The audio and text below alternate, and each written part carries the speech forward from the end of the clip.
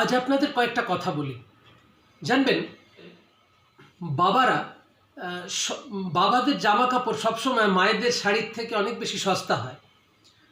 জানবেন, বাবাদের না মায়েদের মতো ওয়ার্ড্রপ ভর্তি জামা কাপড় থাকে না। ওই কয়েকটা জামা কাপড় যেটা অফিসে যায় পরে, সেটাই যায় পরে বাজারে, আবার সেটাই যায় পরে বিয়ে বাড়িতে। বাবাদের হাতের ঘড়িটা ওই সেই অল্প বয়সে কেনা ঘড়িটা যতদিন না বন্ধ হয়ে যাচ্ছে ততদিন হাতেই থাকে। অনেকে বলে এটা ছোট ঘড়ি, ছোট ডায়াল, এটা কেন পড়ো। বাবাদের তাতে কিছু যায় আসে না। জানেন, বাবারা না নিজের জন্য যে বাবাটা সবচেয়ে বেশি কৃপণ, সে তার স্ত্রী আর সন্তানের জন্য কিন্তু সবচেয়ে বেশি বেহিশলী। বাবারা একটা জুতো 12 মাস পরে, বছরের পর বছর পরে সেলাই করে পরে, তাপ্পি দিয়ে পরে।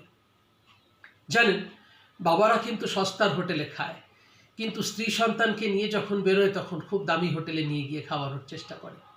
বিশ্বাস করুন, খুব খুব খুব অসুবিধে না থাকলে বাবারা কখনো না বলে না সন্তানদের বা কাউকেই। আসলে বাবাদের জন্য কেউ কিছু বলে না, জানেন, সব কথা মায়েদের জন্যই থাকে।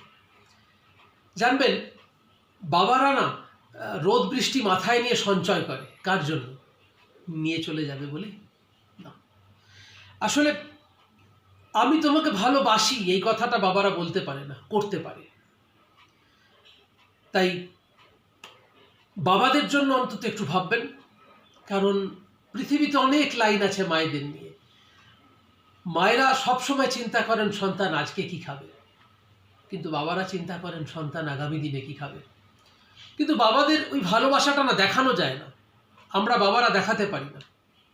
আমরা বাবারা দেখাতে পারি না বলে আমাদের মূল্যটা অনেক কম। সন্তান যখন বড় হয়ে যায় তখন সন্তান ভাবে যে বাবা আমার জন্য কী বা করেছে, কিন্তু বাবারা জানে বাবা সন্তানের জন্য কি করেছে। যাই হোক, যদি ভালো লাগে আমাকে কমেন্ট করে জানাবেন যে আমি ঠিক বললাম না ভুল বললাম। আমি তো একজন বাবা, আমার সন্তানের বিয়ে হয়ে গেছে, আমার সন্তান এখন কর্মরতা, আমার সন্তান বাইরে কাজ করে, আমি এখন একলাই থাকি, মাঝে মাঝে কথাগুলো মনে হয়, তাই আমি আপনাদের সঙ্গে শেয়ার করলাম। লাইক কমেন্ট করবেন, শেয়ার করবেন। আমার নমস্কার রইল আপনাদের কাছে। সবাই সুস্থ থাকুন, ভালো থাকুন।